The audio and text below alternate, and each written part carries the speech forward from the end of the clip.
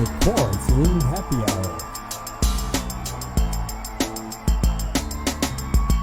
with your host, DJ Smith, aka James Smith. So let's get things started. Hey, what's up, everyone, and welcome to the Quarantine Happy Hour. We're back again. I know I've been gone for a minute, but I'm back, and I brought a special guest with me this time. Very good friend of mine, actually family, Mr. Reggie Jackson. Y'all show some love for Reggie. And basically, the reason why we're back is so important right now for us to vote, you guys. Right now is more important than any time that I can ever remember, other than the time that Barack Obama was elected president. But right now, we have a lot of division in this country, and it's very important to vote. And with that being said, I just want to chime in to ask you a question, Reggie. How important is voting to you, and why do you think that it should be important to everyone else? Well, before I answer that question, I want to say thank you for allowing me to be a part of your show, and I would like to say hello to everyone out there. Listen to the Quarantine Happy Hour. I'm glad to have you here, brother. Glad to have you here, man. Glad you joined. As far as voting is concerned, it shouldn't be a question to anyone whether or not they should vote, especially people of color.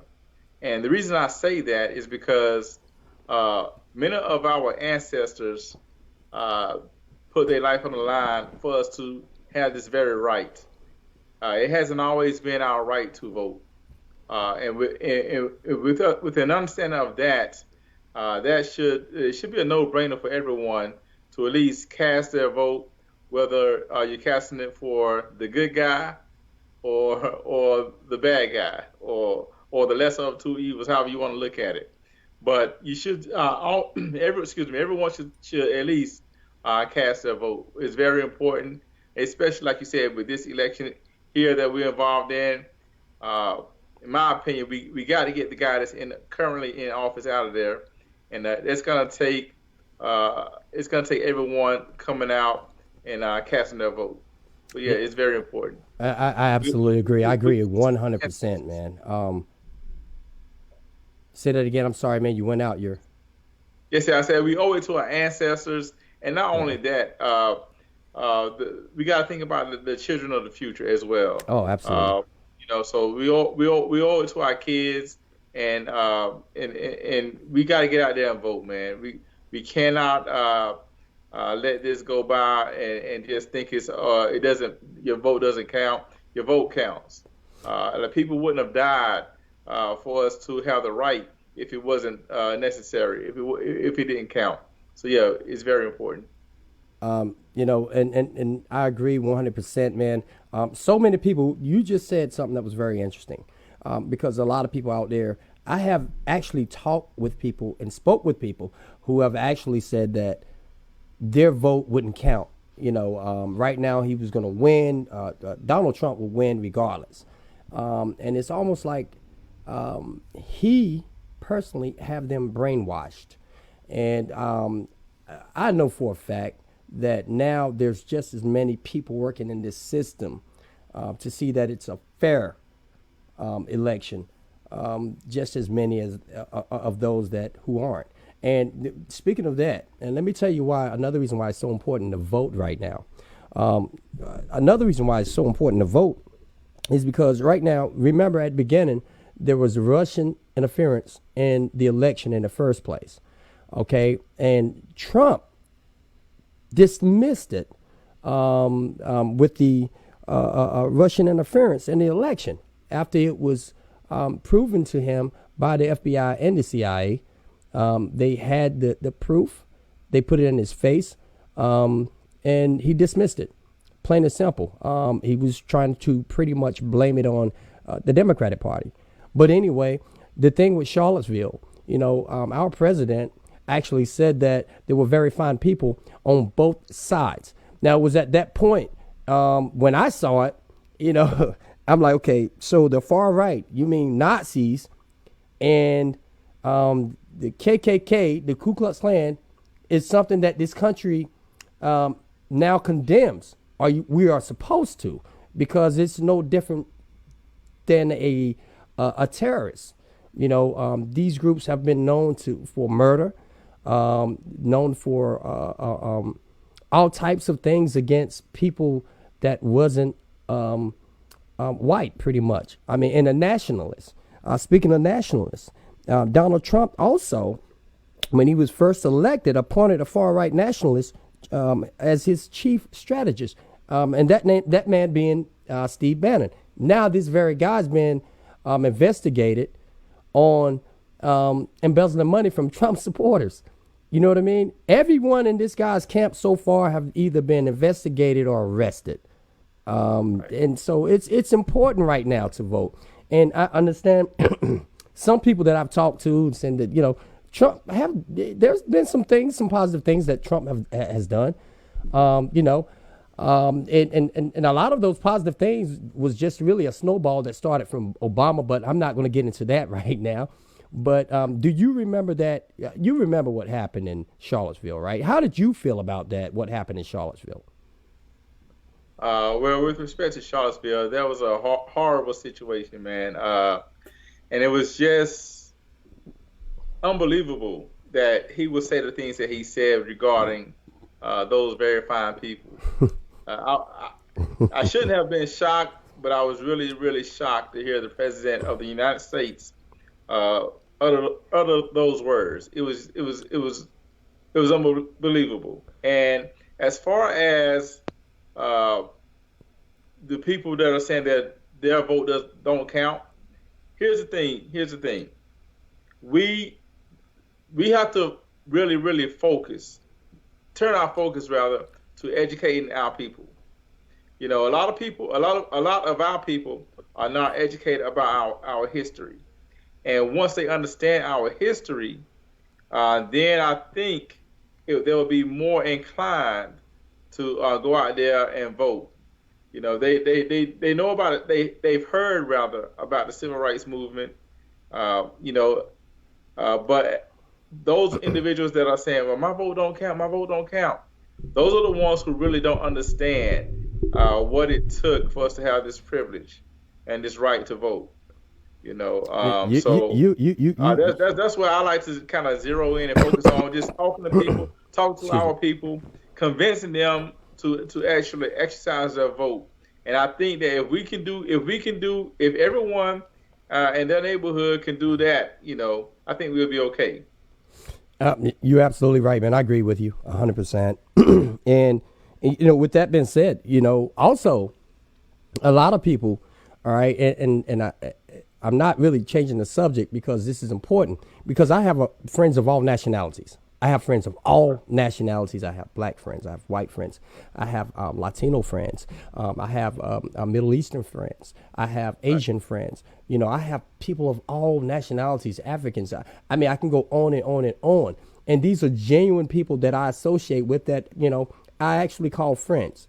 And with that being said, but now, since this president, I've never seen so much division. And even in some of those people, as far as the difference that we have in opinions, it still goes back to, okay, now that we're talking about police brutality. All right. So this has been around for a long time. Right. And their thing is, well, all of the rioters and this and that, you know, I understand that where you're coming from, because I wouldn't go out and riot or anything like that. But Martin Luther King once said that rioters was the voice of the unheard. Okay. So can you hear me now? All right. These things happen with, you know, another good example, how they blackballed Kaepernick, how they blackballed this man. All right. Now, all of a sudden, the NBA stepped their game up. Congrats to the NBA. Much respect for that. Laker fan, y'all. Laker fan right here. Congrats to that. But they have stepped up in such a big way in using their platform, okay, and speaking out against racial injustice. It's 2020. Since Trump has been president, we've moved backwards.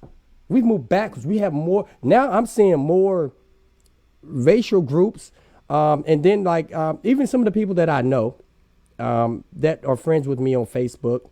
I've seen things about the rioters or how bad that is, but never in those conversations do I hear how bad with the murdering of black people by police or law enforcement. And I say this to say is, if you can only speak on the rioting that came after the fact, then you're a part of the problem. I mean, how do you feel about police brutality, Reggie? Well, that's a loaded question, James. My thinking is that it's like you said, it's been going on for years. The problem, I think, if I'm not, I don't want to misquote anyone, but I think it was Will Smith who said it's been going on, but it's just getting filmed. Mm-hmm. So that is certainly the truth, man. It's been going on for years, and the way to combat that is by number one, holding the police officers accountable for the action. Absolutely. That's number one, and the way you do that, their body cam has to be on at all times. Anytime the body cam is not on for a malfunction or what have you, then it's going to be they should be charged or reprimanded for that situation. Number two, they also have to take into account that. Excuse me, James. I'm sorry. Oh, no problem, man. No problem. Yeah, they also have to take into account that my daughter came here and got me sidetracked for a second. Hey, it's all good, man. Family man, y'all. Family man. Yeah. They also have to take into account that the training. What it is, man. When it comes to the training, that has to be reevaluated. Because it's being so consistent for so long with the police brutality and the murdering of unarmed black men and women, it comes down to training. And so my thought process is that apparently it's normal for them to feel like they can execute black men and women. Oh yeah. And for whatever reason, they're always getting off. And so my thing is the whole training aspect of when you should remove your gun from your holster, whenever you should fire on someone, all of that has to be reevaluated, all of it. Yeah, I agree. And something I want to add to that, because in my mind, because it's almost like, as we have to have the talk with our kids as black men. We have to have the talk with our daughters and our sons about if you get pulled over by law enforcement, if you're approached in public somewhere in a public place by law enforcement. And so we have to do that. But, okay, listen, we had a brief interruption there, but we're back. Anyway, we was talking about everything that was going on. But my question to you was, do you feel like law enforcement kind of targets young black men to keep them from, applying for jobs in law enforcement, giving them records? How do you feel about that? I wouldn't take it that far. I do think that I do believe in that there is a thing called racial profiling. Mm-hmm. But as far as targeting black and brown people, so that they would not go into law enforcement, that thought has never occurred to me. I seriously believe that it's just a desire thing when it comes to law enforcement, whether or not they want to become a police officer or go into the criminal justice field. I think that's merely up to the individual. Well, and I agree with that up to a certain extent. And the reason why I say I agree with that up to a certain extent, because you take a young man who, let's say in a lower income neighborhood, who's actually gotten in trouble, who's given up, who was disrespected at an early age, who's been stained, and been treated as less than a person at a young age. they're less likely to even think that they have a shot at becoming a law enforcement officer. And see, the thing is, I think we need to level the playing fields as far as how many people that we have in the law enforcement. Instead of it being 80-20, white versus black, I would like to see more of it. Would be beautiful if it was 50-50. Whereas now you have these guys saying, hey, man, that's wrong. And these guys saying, hey, man, that's wrong, whether that be a black officer or a white officer. For any reason, if it's a black officer and he's disrespecting a white suspect or person in the wrong way, and that white officer sees it, I would expect him to speak up because that's the right thing to do. And on the same side, for if it's a black officer who sees that white officer mistreating or disrespecting someone of a color, he's most likely going to step up and say something because he's tired of it. He's been experienced things, that's happened to him before in the past. But I think that would help a lot too, because we just need more people in law enforcement of color, and not just black. I mean, whether that be Mexican, different nationalities. That's because this is the United States of America, not the divided states of America. And that is true. But I think where that is concerned, I still believe that comes down to desire of the individual. See, what it is, in my opinion, is the job of an officer, a police officer, more specifically, is does it appeal to young African Americans, or people of color? Does that type of work appeal to us? And so that's why I think that if there was a more conscious effort of the law enforcement field, criminal justice field, to pursue young black talent, then and make it appealing to us, then I can see that taking place. But I seriously think that a lot of us just aren't interested. That's one of the reasons. You see the disparity. Well, let me ask you this question, Reggie. You said you feel like a lot of us aren't interested. Mm-hmm. Why do you think that is? I think it's just something that is just not that appealing because, especially now, for example, a lot of people tend to think that the police officers are our enemies, because especially what's going on in the news now, even before this social media age, that's kind of been the thought process associated with police officers. They are, a lot of them are no good, dirty. They just they hide behind their badge, that type of thing. And so with that thought in mind, a lot of the kids and young adults kind of shy away from pursuing that because of the stereotypes that's associated with being a police officer. That's what I think. But like you said, I do agree that there should be more people of color within the ranks. And I also think that, as you mentioned, in the low-income neighborhoods, more of us familiar faces need to be wearing those uniforms. Yeah, absolutely. And because they can relate to us a lot more. Oh, absolutely. Better than people of other nationalities and ethnic backgrounds. And I must say that being in law enforcement is not an easy job either. It is not. Because my uncle was actually the chief of police right here in Goldsboro, North Carolina. He was the chief of police and did it successfully for quite a few years, for quite some time, so, until he retired, of course. And at that time, and I'm saying this to bring up something that happened right after he retired. When he retired, I remember we had a flood, and I was down in North Carolina at the time, and I was going one way, and there was some guys on the back of a truck. I'll never forget this. And we was just going to cut to the right, and they told us no, blah, blah, blah, after they just let a car go.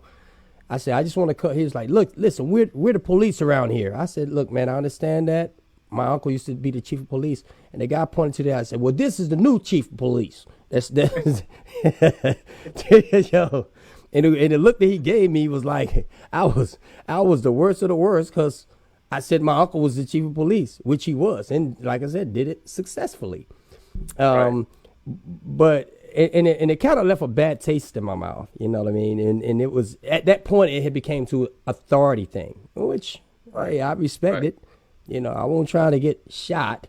Right. You know what I'm saying? So I went the other way anyway, you know. Right. But, you know, all of this it's now in the forefront more than ever. The president has a lot to do with the heat, the fire. I mean, the fuel that's been added to the flame. Right. And basically because, you know, he won't call it what it is. He won't call murder what it is. Right. Like now people are all upset. Again, we've always been upset. But now this new thing with the case with the Breonna Taylor and the officers who were not charged in her murder, which, you know, I mean, I know it was a negligence, but you killed an innocent human being. And Right. somebody should have to, I mean, put it this way. If I went and killed someone and went to the judge and said, "I'm sorry I killed him. I'm so sorry. He was the wrong guy." Now, would they charge me for murder? Do you think they'll charge me for murder or manslaughter or something? What do you think? Absolutely, absolutely. You know that will be the case, and in that particular case with Miss Taylor, that was just a sad situation, man. And there again, this is an example of why the overall justice system needs an overhaul. The laws, the way in which law enforcement officers operate, their But tactics, but you know all of it what? needs to But you be know what though, Reggie? overhauled. This is another reason why I say that, you know, those people who are so pro Trump, those are the ones who never ever or always want to turn a blind eye on that situation. What people are protesting for, what people are rioting about, you turn a blind eye. Even right now, only thing they can really talk about right now is the rioters. All right, Donald Trump actually pretty much sicked the police on peaceful protesters just to take a photo op. Do you remember that when he went in front of the church, took the picture with the Bible, holding it in his hand, like, you know what I mean? I don't know Right. what that was supposed to be, but you know, it was like authority wins every time, even through peaceful protesting. So we're back again, you guys, and basically, you know, what me and Reggie is talking about is the reason why it's so important to vote. You see what's going on in the White House right now, and it's caused all kinds of confusions. We're just taking our responsibility and explaining to our friends, why it's so important to vote right now. You know, there's a lot of chaos out here. There's a lot of, confusion, a lot of separation. People are confused with the virus and so forth. We got a lot going on, and it's very important to vote. Now, the damage has already been done with the COVID-19. It spread it in a way that I think could have been prevented, but it's still important to vote so that we can get somebody competent enough in the White House that can, make proper decisions based on facts, not on politics. And how do you feel about that, Reggie? You're exactly right. You said a mouthful there, man. We need someone that's competent that can make good decisions, man. That's what it boils down to. Someone that's competent. Right now, the administration that we have right now they have not proven to be presidential, to be quite honest with you. But if you're eligible and if you're able, you need to go out there and vote, because we need to get someone else in the White House, and that's someone else being Joe Biden and Ms. Harris. So we need them in there, and hopefully we can get this thing turned around. Yeah, make sure you guys vote. And listen, let me speak out also to our Latino friends and family, Mexican, listen, one of the first things that Trump did when he came into office was sent ICE out and, all over the United States and separated all kinds of families. I mean, just broke them apart, separated them. These are families, people who work with you, work with me. I mean, first of all, these are people who, not everyone is rapists and killers and things of that nature. These are people who come looking for freedom, looking for democracy, people who come to this country who's just looking to try to have a better life. And one of the first things that he did was separate you guys. All right. So, and he even tried to penalize a lot of sanctuary cities for migrants, people who just go and just work in for a really low income, trying to make a difference, trying to help their family at home in whether that be Mexico or wherever here in the States. And he tried to penalize those cities for having migrant workers. A lot of people don't know that. And, there's a lot of Latinos here that don't reckon. There's Latinos that support Trump. And if you're a Latina and you support Trump, it's almost as bad as being, and I'm not calling anyone out, but it's almost as bad as being a black person supporting Trump, knowing that he's a racist. So, to you, it's very important that, a lot of you can register and vote. Right now is very important for you, because what's going to happen after he's elected again? He's going to start his cycle all over again, because ICE is going to come out. Let me say this. I had one friend. I was in New York. I was in Manhattan. And he introduced me to one of his partners who's Asian.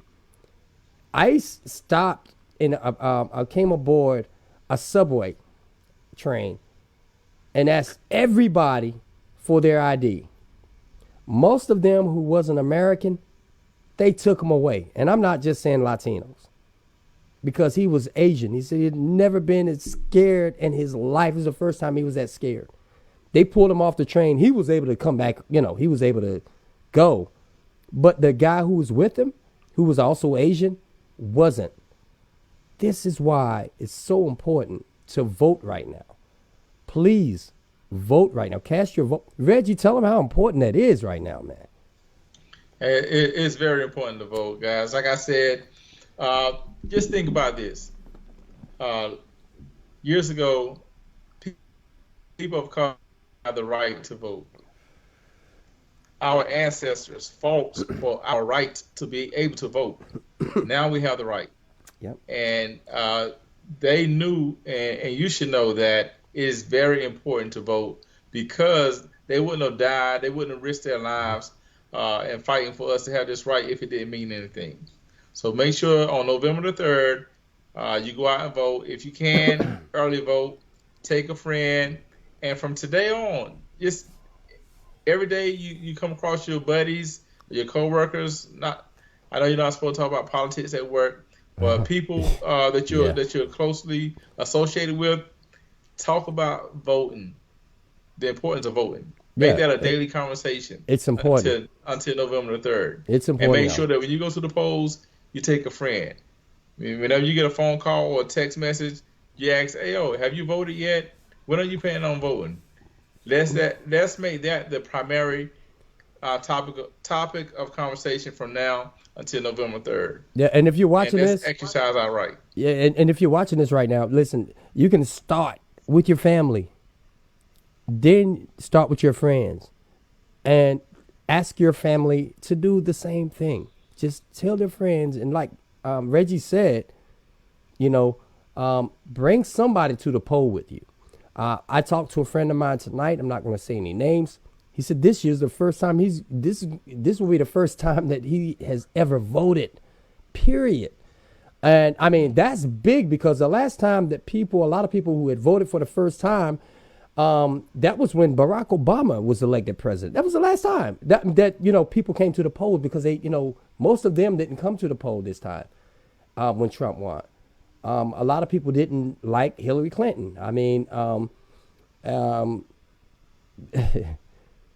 what can I say? But nobody thought that Trump would win, so they didn't take it as serious. But right now, it's serious. It's very serious. Yeah. And like I said, guys, just the thoughts of us not having the right to vote, and the thoughts of our ancestors risking their lives and actually, sacrificing for us to have this right, that should be enough for you to go out there, take off work, or come in late to work, whatever you got to do, miss work, go out and vote. The bottom line, there are no excuses. Yeah, Reggie said it. Reggie said it because we need to get the current administration out of the office. That's our goal. You said the golden thing, something, the key word that I like that you said earlier too, was the fact that people have died for this very right that we have, and the power that we have by getting out there and voting and getting this administration out of the White House. We were talking about a guy who has already said that maybe he won't leave if he feels like it's not fair. This man is dangerous. We're not even gonna worry about that. That'll take care of itself. As long as we show up to the polls and do what we got to do, and everything else will take care of itself. But we got to go to the polls. We got to vote. That's the bottom line. There are no excuses. No, I don't believe it's rigged. None of that stuff talking about it's rigged. Somebody already gonna win. No, go out there, cast your vote anyway. Well, he had a little help when he first got elected by the Russians, but the Russian meddling played a big part in that too. But that's another show and another subject. Yeah. But my thing is right now, man. This got to be a daily conversation, man. Yeah. Anytime somebody call you, in the grocery store, the barbershop, wherever you are at, your topic of conversation has to be about voting. And if everybody does that, then I think that we'll be in good shape. But we gotta drive this home. We can't just talk about it. That's right. We actually gotta be about it. That's right. And let me chime in also and tell you guys something that's very important is if you have something that you want to say, please, by all means, hit me up on Facebook. Message me. We would love to have you on the show. Love to have you on the show. Okay, because everybody's opinions matters, no matter who you're voting for. To be honest with you, that's what my show is all about. I try to keep it neutral, plain and simple. I mean, and if there's something that we have missed about, let's say if you support Trump, we'd love to have you on the show. It's a show where we can agree to disagree. We can debate about it in a friendly way. We'd love to have you on the show. So don't be afraid. Message me. And let's talk about this thing more than anything else. So I would like for more people to chime in and, hit me on, online, come on the show with us and talk about how important it is for you, to vote, and how important it is from your standpoint of view, why it's important for other people to vote as well. So with that being said, Reggie, I want to thank you for coming out tonight and hanging with me on the quarantine happy hour. Hopefully I'll see you back again soon. I really enjoyed you, brother. Absolutely, man. It's been a pleasure, man. Yeah. I appreciate you taking the time. I appreciate you even considering me to come on this show and giving me a call. It's been a pleasure. Absolutely, absolutely love the show, man. Keep doing what you're doing, and We'll do. I'll be anytime you need me. Just give me a call, Doc. We'll do, bro. Hey. By the way, bro, the gray looking good on you, man. I appreciate it, man. I've been thinking about trying that. I think is it called Just for Men or? Oh yeah, this is what I it, forgot this the name this of is what it looked like. Cause actually, all of this is white. it. You know what I mean? I just Yeah, died. I've been thinking Sometimes I about wear trying gray, that, but giving that a lately, shot. But we'll yeah. see. Hey, no, but it looked good though, brother. Don't you know what I'm saying? It looked good. Appreciate it, boss. All right. Once again, you guys, thank you for joining us on the Quarantine Happy Hour. We will see you next time, and until then, peace.